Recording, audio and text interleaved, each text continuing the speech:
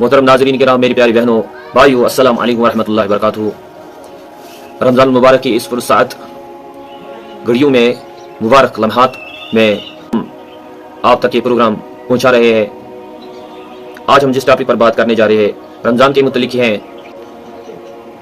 रमज़ान मुबारक की जो फजीलत है, फिल अहादीस सहीहा, अहादीस सहीहा के अंदर क्या फजीलत आई है रमज़ान मुबारक के मुतल्लिक़। तो आज हम ये टॉपिक, ये मौजू अच्छी तरीके से समझने की कोशिश करेंगे ताकि रमज़ान की जो कदर कीमत है, रमज़ान के जो ये मुबारक साते हैं, घड़ियाँ हैं, हम इनको ज़ाया न करें। सही बुखारी में और सही मुस्लिम में ये हदीस मौजूद है जिसके रावी हज़रत अबू हुरैरा रज़ियल्लाहु ताला अन्हु है, बयान करते हैं अन्ना नबी सल्लल्लाहु अलैहि वसल्लम क़ाल इज़ा जाअ रमज़ान फ़ुतिहत अब्वाबुल जन्नह, कि अल्लाह के नबी सल्लल्लाहु अलैहि वसल्लम ने फरमाया कि जब रमज़ान मुबारक आता है तो अल्लाह सुब्हानहू व तआला जन्नत के दरवाजे खोल देता है। कितनी प्यारी हदीस है जिसमें यह फरमाया जा रहा है, और सही दर्जे की हदीस है बुखारी मुस्लिम की, कि जन्नत के दरवाजे खोल दिए जाते हैं। अब कितने नादान है वो लोग जो ये जन्नत का दरवाज़ा खुला पाके भी इसके अंदर दाखिल होने की जगह नहीं पाते। और आगे चलकर फरमाया वगुलिकत अबवाबुन नार, और जहन्नम के दरवाजे, अल्लाह की रहमत इतनी बरसते हैं कि जहन्नम के दरवाजे बंद किए जाते हैं।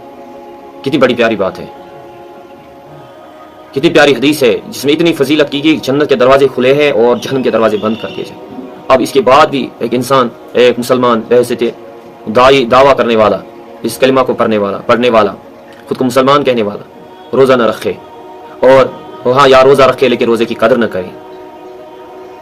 खुसूसन जो रोज़ा नहीं रखते, सेहतमंद होके भी, कोई बीमारी नहीं होती, कोई सफ़र पर नहीं होता, तो फिर रोज़ा को तर्क कर देते हैं और खाते हैं, पीते हैं, कोई खौफ नहीं होता, तो वो अपने लिए जन्नत के दरवाजे को बंद कर रहे हैं। हालांकि इस महीने में अल्लाह के नबी ने फरमाया कि जन्नत के दरवाजे खोल दिए जाते हैं।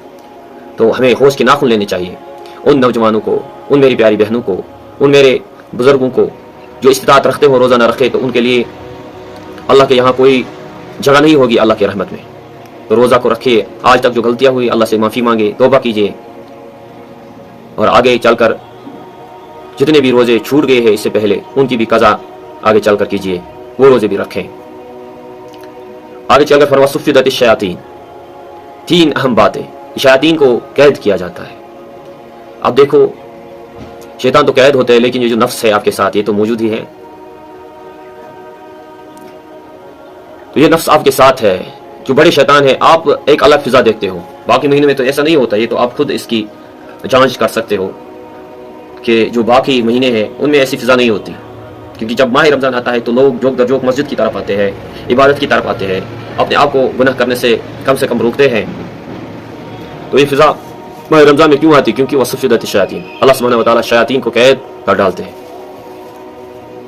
तो जब इतनी प्यारी बात कि जन्नत के दरवाजे खोल दिए गए और जहन्नम के दरवाजे बंद कर दिए गए और शैतान को कैद किया गया, इसके बावजूद झूठ बोलना, इसके बावजूद गलत काम करना, इसके बावजूद अपने नफ्स की गुलामी करना, तो इसकी पकड़ अल्लाह के यहाँ बहुत होगी। मेरे प्यारे दोस्तों, जो रोज़ादार है उसके लिए अल्लाह सुब्हानहू व तआला ने दो खुशियाँ रखी है। हदीस में आया है क़ाल नबी सल्लल्लाहु अलैहि वसल्लम लिस्साइमी फ़रहतान, रोज़दार के लिए दो खुशियाँ है, फ़रहतु इंद फ़ित्र व फ़रहतु इंद लिक़ाई। एक फ़रहत, एक खुशी उसको उस वक्त होती है जब वो इफ्तार करता है। एक तो है दिन भर मैंने रोज़ा रखा, तो अल्लाह सुब्हानहू व तआला के लिए रखा, तो इसकी खुशी होती है।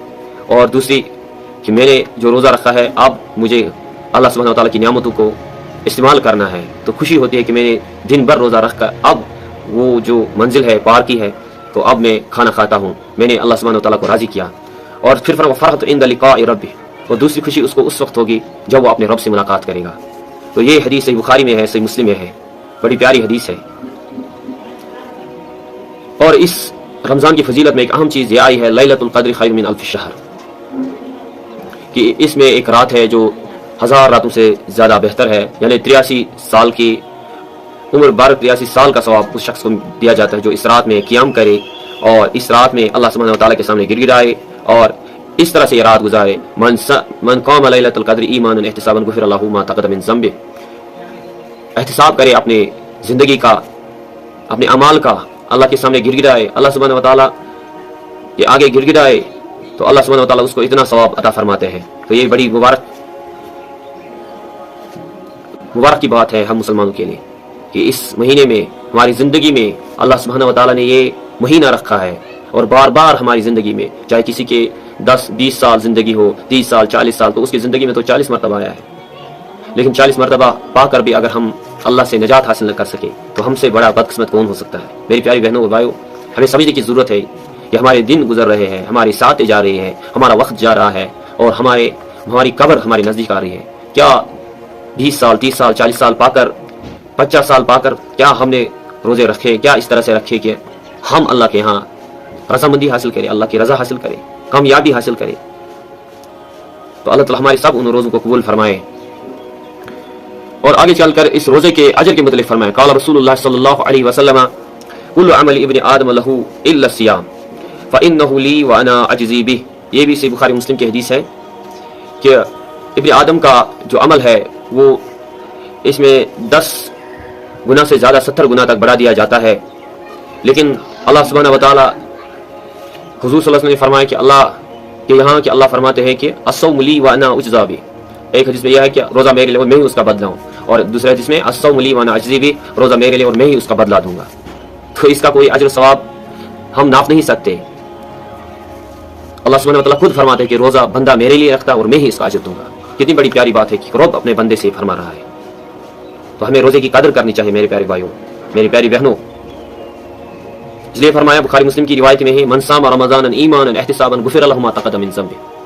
ایک حدیث میں آئے غفر له ما تقدم من ذنبه وما تاخر، کہ جو اس ماہ سیام میں اس مبارک مہینے میں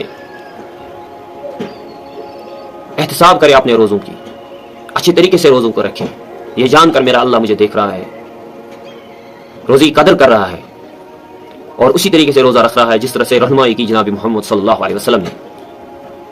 غفر اللہ ما تقدم من ذنبه وما تاخر. تو اللہ تعالیٰ نے اس کے پچھلے گناہ بھی اور آگے والے گناہ بھی معاف کیے، سب گناہ معاف کیے اللہ سبحانہ و تعالیٰ نے. تو ہمیں روز رمضان کے ان روزوں کی قدر کرنی چاہیے، نہ کہ فضول گپ شپ میں، فضول باتوں میں، غیبت میں، چگلی میں، ایک دوسرے کی عیب ٹٹولنے میں، ایک دوسرے کی غیبت کرنے میں. تو ان سب چیزوں سے ہماری جو روزہ ہے وہ خراب ہوتا ہے.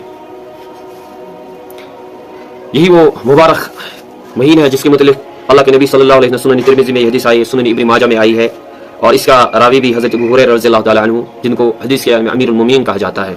اور ثلاث لا ترد دعوتهم، 3 ایسی دعائیں ہیں جو رد نہیں کی جاتی، جن کو اللہ سبحانہ و تعالیٰ رد نہیں کرتا.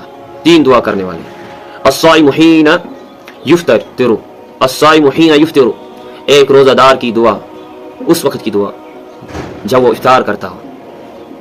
لیکن ہمارا حال یہ ہے کہ افطاری کے وقت جو دعا کی جاتی ہے، افطاری سے کچھ چند منٹ پہلے یا 5-10 منٹ پہلے، میری پیاری بہنوں گھر میں ہوتی ہو، میرے پیارے بھائیوں ہم سب گھر میں ہوتے ہیں اس وقت کھانے پیٹ پوجا کرنے کے لیے، لیکن دعا کی طرف کوئی نہیں دیکھ رہا. اگر فیملی سامنے ہے تو دعا کیجیے. اکٹھے نہیں کر سکتے تو کمرے میں مصلی بچھائے 5-10 منٹ دے. اس وقت اللہ کے سامنے جو گر گرا ہوگی اللہ سبحانہ و تعالیٰ آپ کی سنے گا. جو بھی پریشانی ہوگی، مشکلات ہوگی، وہ آپ کی اللہ سنے گا، وہ دور فرمائے گا. کوئی بھی مصیبت ہو، کوئی بھی مشکلات ہو، اللہ سبحانہ و تعالیٰ ہماری ہر مشکل کو حل فرمائے گا.